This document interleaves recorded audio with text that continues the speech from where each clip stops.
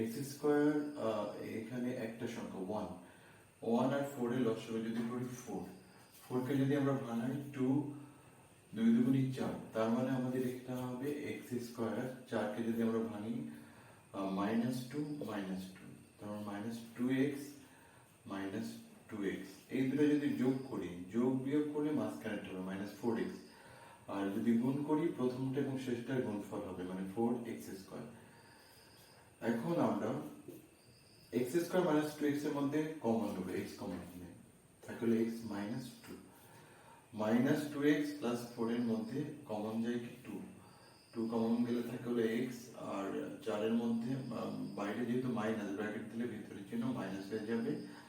2 যদি কমন নিই, কমন মানে ভাগ, 4 কে যদি 2 দিয়ে ভাগ করি 2 থাকে। তাহলে আমাদের x -2 x -2 এই দুইটার মধ্যে আবার কমন নেব, x -2